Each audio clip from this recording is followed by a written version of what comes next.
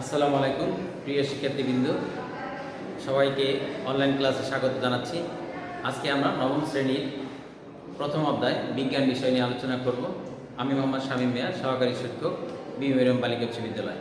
আশা করি তোমরা আজকের অনলাইন ক্লাসে অংশগ্রহণ করবে এবং বাড়ির কাজ করে ছবি তুলে কমেন্ট বক্সে দিয়ে তুমি তোমার ক্লাসে হাজিরা দিবে।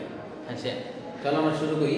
প্রথম অধ্যায়ের নাম হচ্ছে উন্নততর জীবনধারা। একটি ক্লাস আমরা নিয়েছিলাম উন্নততর জীবনধারার মধ্যে।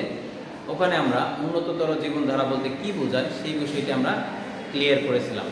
উন্নততর জীবনধারা বলতে বোঝায় যে অনেক টাকা পয়সা সেটাও না, আবার একদম কিছুই নাই সেটাও না। অর্থাৎ তোমাকে সুস্থ জীবনধারা থাকতে হবে।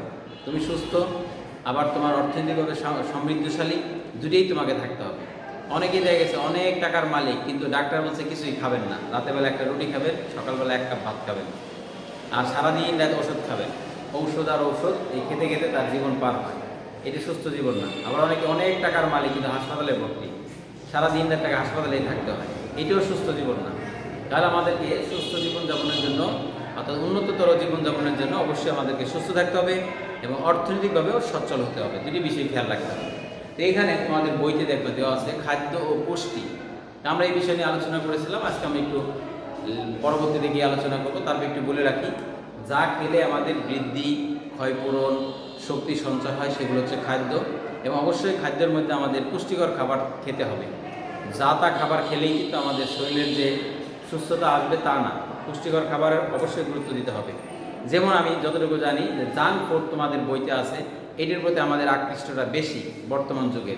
বাট এই জাঙ্ক ফুড মিষ্টি, সুখকর, খেতে ভালো লাগলেও এটির স্বাস্থ্যগত দিক কিন্তু অনেক খারাপ। অতএব বেশিরভাগ সন্তানরা যারা জাঙ্ক ফুড খায় তাদের বনগুলো বা মাংসপেশিগুলো কিন্তু পরবর্তীতে কাজ কম করে এবং বনগুলো কিন্তু ফুলে যায়। সে স্বাস্থ্যগতভাবে অনেক মোটা হয়ে যায়, ফুলে যায়, বাট তার সুস্থতার ক্ষেত্রে কিন্তু অনেক সমস্যা দেখা দেয়। অল্প বয়সে সে অনেক কিন্তু রোগে আক্রান্ত হয়ে যায়। তো অবশ্যই আমাদেরকে পুষ্টিকর খাবারগুলো খেতে হবে, যা খেলে আমাদের শরীর সুস্থ থাকবে।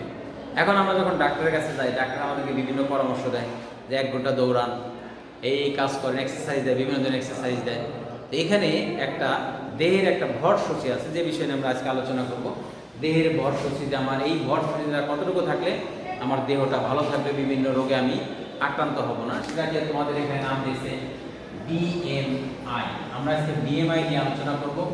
এই বিএমআই হচ্ছে বডি মাস ইন্ডেক্স। অনেক সময় পরীক্ষায় আসে যে বিএমআই এর পুরো নাম কি, বডি মাস ইন্ডেক্স। অনেক সময় পরীক্ষায় আসে, তখন আমরা এইভাবে লিখব। অবশ্যই এটার বাংলা হচ্ছে দেহের ভর সূচি। যদি আমরা বাংলাটা লিখি, দেহের, এটা আমার যে দেহটা মানে শরীরটা, মাস মানে হচ্ছে ভর, ইন্ডেক্স মানে হচ্ছে সূচি।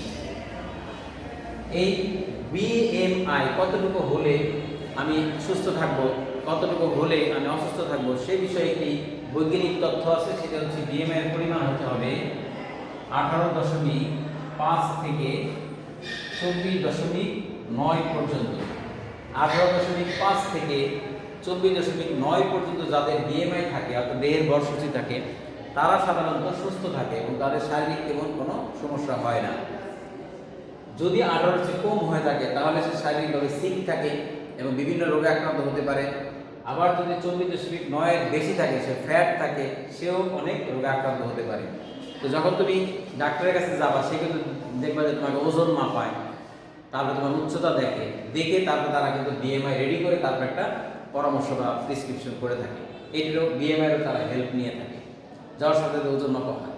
তো বিএমআই নির্ণয় করতে হলে একজন ব্যক্তি অবশ্যই দুটি জিনিস লাগবে।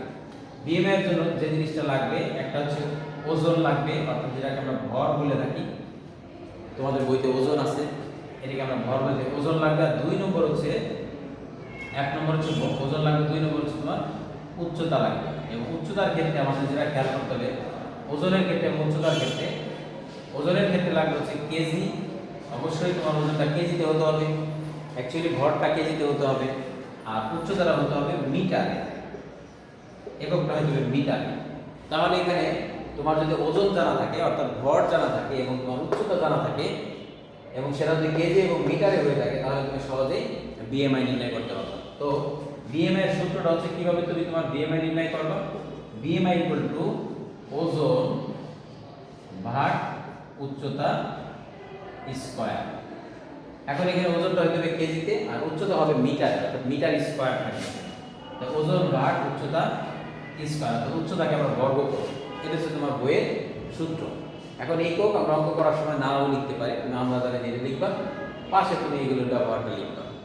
তো অবশ্যই এই আমরা এগুলোর উপর ভিত্তি করে BMI নির্ণয় করবো এবং BMI এর রেঞ্জটা হতে হবে আমার এই 18.5 থেকে 24.9 পর্যন্ত।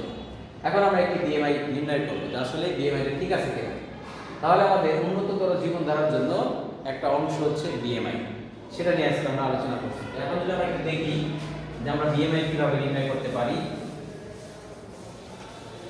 তো এখন এখানে ওজন, ধরো একজন ব্যক্তির ওজন দিয়ে দিল 70 কেজি, তাহলে আমরা 70 কেজি লিখব। আর যদি গ্রামে দিয়ে থাকে যে 7000 গ্রাম, তাহলে আমরা 1000 দিয়ে ভাগ করে নিব, 70000 গ্রাম। গ্রামকে কেজিতে নিতে হলে 1000 দিয়ে আমরা ভাগ করে নিব। এরপরে উচ্চতা ধরো দিয়ে দিল 1.5, তাহলে 1.5 কে আমরা কি করব, অবশ্যই বর্গ করব।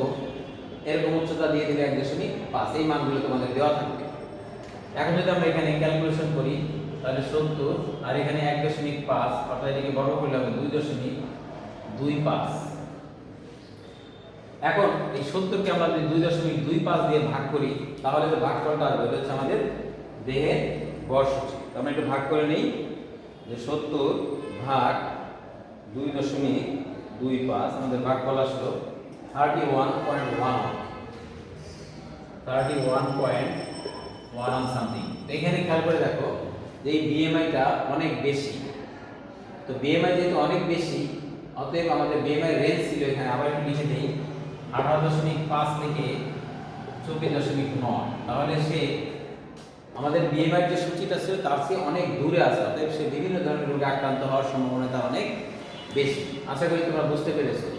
এখন এখানে অনেক সময় উচ্চতা, সাধারণত আমরা যে জিনিসটা প্র্যাকটিস করে থাকি, উচ্চতা আমাদের থাকে হচ্ছে ফুট এবং ইঞ্চিতে। অনেক সময় ওজন আমাদের কেজিতে থাকে, বাট উচ্চতাটা আমরা সাধারণত ফুট এবং ইঞ্চিতে আমরা অভ্যস্ত, সেন্টিমিটার বা মিটারে থাকে না। তো সেন্টিমিটারে থাকলে আমরা সহজেই মিটারে নিয়ে নিতে পারবো 100 দিয়ে ভাগ করে। কিন্তু যদি এটা ফুট এবং উচ্চতা থাকে, কিভাবে আমরা মিটারে নিতে পারি সেই বিষয়ে তোমাদেরকে অবশ্যই অবগত থাকতে হবে। তো আমরা যদি একটু দেখি যে উচ্চতা যদি আমাদের ফুট এবং মিটারে থাকে তখন আমরা কিভাবে নির্ণয় করতে পারবো। এখানে তোমার ওজন দিয়ে দিল 7000 বা 70000 গ্রাম, 70000 গ্রাম তোমাকে দিয়ে দিল। তাহলে এটাকে আমাদের প্রথমে কি করতে হবে, কেজিতে নিতে হবে। 70000-কে 1000 দিয়ে যদি আমরা ভাগ করি, কারণ আমরা জানি 1000 গ্রাম সমান 1 কেজি। অতএব 70000 গ্রামে কত হবে, 70 কেজি। আমরা এরকম গ্রামকে কেজিতে রূপান্তর করে নেব।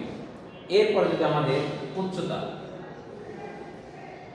যদি আমাদের ফুটে দেওয়া থাকে, যেমন থাকলো যে 5 ফুট, যদি আমরা নিচে দেখি 5 ফুট 5 ইঞ্চি, তখন এটাকে আমরা কিভাবে মিটারে নিব এই বিষয়টা তোমাদের জানা থাকতে হবে। তো এখানে খেয়াল করে দেখো, আমরা জানি যে 12 ইঞ্চিতে 1 ফুট, প্রথমে আমরা ফুটকে ইঞ্চিতে রূপান্তর করব। অতএব ফুটকে আমরা 12 দিয়ে গুণ করব। যে আমরা জানি 12 ইঞ্চিতে 1 ফুট, এই যে 12 ইঞ্চি সমান 1 ফুট, তাহলে 5 ফুটের কথা হবে 5 12 60, আর এখানে আমার 5 আছে অলরেডি, তাহলে এখানে আসলে 65 ইঞ্চি। তাহলে ইঞ্চি, ফুটকে আমরা প্রথমে কি করব, ফুটকে আমরা 12 দিয়ে গুণ করে নিব, তারপর আমরা ইঞ্চি যা হবে এই ইঞ্চির সাথে সেই ইঞ্চিটা আমরা যোগ করে দেব, 65 ইঞ্চি। এখন ইঞ্চিকে আমরা নিব কিসে, ইঞ্চিকে নিব হচ্ছে সেন্টিমিটারে বা মিটারে। সেটা আমরা কিভাবে নিতে পারি। আবার দেখো, আমরা জানি এই মেসেজটাও তোমার মুখস্থ থাকতে হবে। আমরা জানি 1 ইঞ্চি সমান 2.54 সেন্টিমিটার। এই যে আমরা মিটারে চলে যাব, 1 ইঞ্চি সমান 2.54 সেন্টিমিটার। ক্লাস 8-এ তোমরা পড়েছো। তাহলে 65 ইঞ্চি সমান কত হবে? অতএব 65 ইঞ্চি বা যেটাই হোক না কেন, তখন 2.54 গুণ 65। এখন আমরা গুণ করার পরে যে ফলাফলটি পাবো সেটা হচ্ছে আমাদের সেন্টিমিটার। ইঞ্চিকে আমরা কিভাবে সেন্টিমিটার নিয়ে নিলাম, তাহলে 2.54 গুণ 65, এর রেজাল্ট হচ্ছে 165.1। অর্থাৎ 165.1 সেন্টিমিটার। এটা আমরা এখন দেখো পুরো 65 ইঞ্চি সেন্টিমিটার চলে আসবে, কিন্তু আমাদের দরকার হচ্ছে মিটার, সেন্টিমিটার রাখা যাবে না। কোনো একটা সেন্টিমিটারকে যদি আমি মিটারে নিতে চাই, অবশ্যই আমি তাকে 100 দিয়ে ভাগ করবো, কারণ আমরা জানি 100 সেন্টিমিটার সমান সমান 1 মিটার। অবশ্যই আমরা সেন্টিমিটারকে মিটারে নিতে হলে 100 দিয়ে ভাগ করতে হবে। তো এখানে 100 দিয়ে ভাগ করলে পাবো 1651 মিটার। তখন তুমি এখানে আমাদের যে সূত্র আমরা শিখেছি, তখন উচ্চতার জায়গায় এই মিটারটি বসিয়ে আমরা বর্গ করব। পাশাপাশি এখানে আমরা কেজিতে রূপান্তর করা শিখেছি, এইভাবে আমরা করব। যদি আমাদের সরাসরি কেজি এবং উচ্চতা না দিয়ে থাকে, এইভাবে আমরা রূপান্তর করেও বিএমআই নির্ণয় করতে পারবো।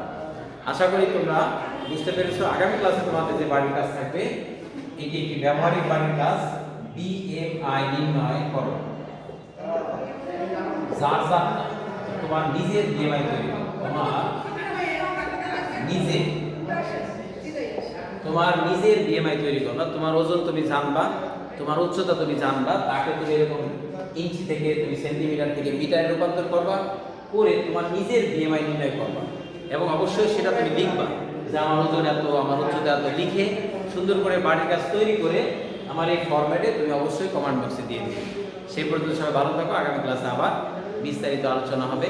সবাইকে ধন্যবাদ। আসসালামু আলাইকুম।